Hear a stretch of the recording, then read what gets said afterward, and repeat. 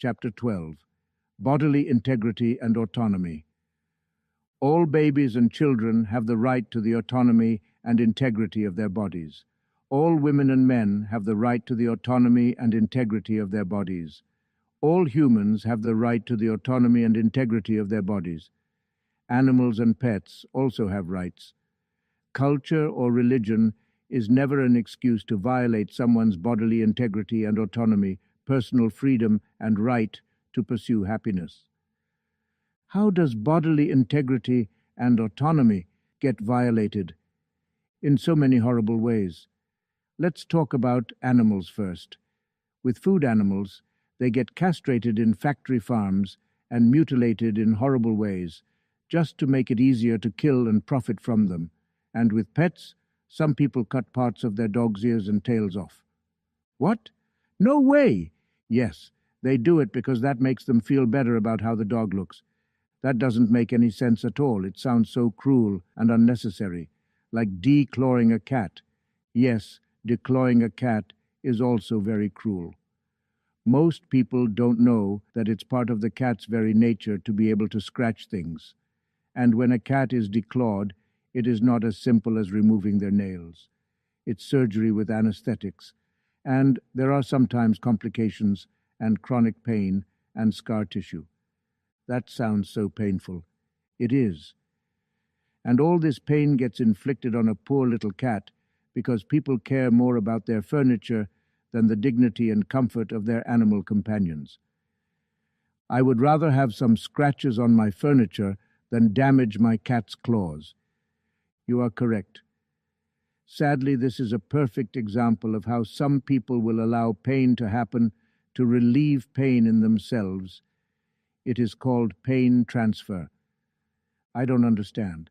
Pain transfer is when a person hurts or allows pain in another person or an animal, because some of the pain in that person is seemingly relieved by transferring it to the victim. Also, doing so hurts less than altering the way they think about that person or animal. Can you give me an example? Sure. In the case of people who mutilate their dog's ears and tails, since it is culturally accepted by some people, that person would have to change their mind, alter their opinion, their perspective, and hardest of all, go against others who they once agreed with. It can be very uncomfortable to believe in something different than the people around you. Yes, I'm sure it can be. So, it is easier for that person to say to themselves, everyone else does this to their dogs, so I will do the same. That's sad.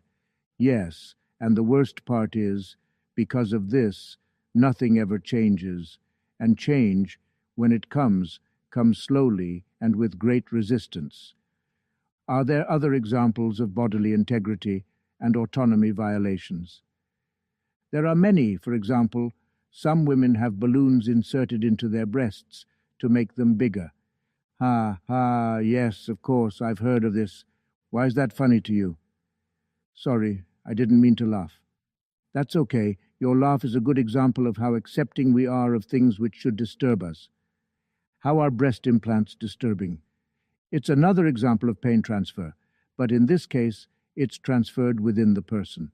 Instead of being happy with themselves the way they are willing to accept discomfort and cutting surgery of themselves rather than disregard other people's opinion of their bodies. I think I like the way I look. Great, as you should, but it's particularly difficult for women and girls, as so many expectations are put upon them by men and by religion and culture as to how they should look. Expectations of how they should look? Yes, it is this expectation, along with cultural pressure, that causes most all of the bodily integrity and autonomy violence in this world. What about circumcision?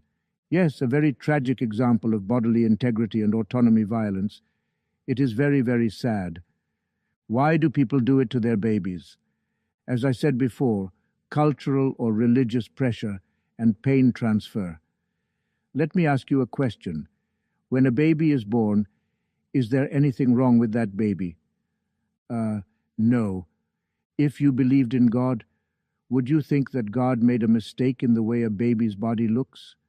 No, of course not. I would assume God would make us exactly the way we are meant to be. Yes, exactly, and if you did not believe in God, would you, knowing that all babies are born with the same parts on their bodies, assume that that must be the way we naturally look? Well, yes, of course. It does seem strange to think about cutting and changing your baby's body instead of just loving the baby as it is. Millions of babies go through this every year because of cultural excuses and pressure, genital-obsessed religions, or medical myths about cleanliness. It must be so painful for the baby. Painful? It's more than that. It's sick and brutal.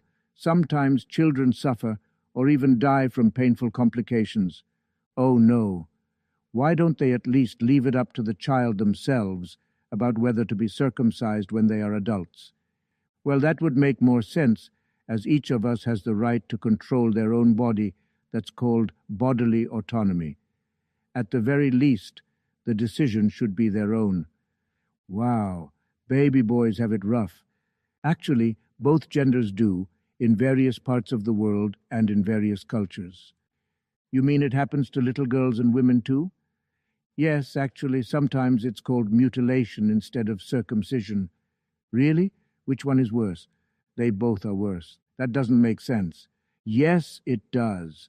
Anyway, the terms can get confusing, so no matter which terms I use in these lessons, let me be clear. In different parts of the world, bodily autonomy violations are called by different names. Sometimes they are accurate names, sometimes not. Whether some call it circumcision, or cutting, or excision, or genital mutilation, or FGM, or MGM, and whether the term for it begins with the word male or female or infant, and whether it is done to a boy or a girl, it's all the same thing. It is all genital cutting, and is all genital mutilation, and it is always wrong and cruel and harmful and needless and stupid. That's horrible. Yes, it is. Let's talk about when it happens to girls and women now. It's typically called female genital mutilation, and it's sick, brutal, and at times even deadly. What? Yes, this is an example of the expectation of men toward women and the pressure of some cultures around the world. Women in these cultures are treated more like property and not independent beings worthy of dignity and self-determination, not to mention basic happiness. What is this expectation? That women should not enjoy sex too much so they don't shame their family or cultural group. But again, this is a perfect example of pain transfer. The family would rather let the girl or woman feel pain, so they don't have to deal with the difficulty of thinking that maybe they are wrong about how women are treated.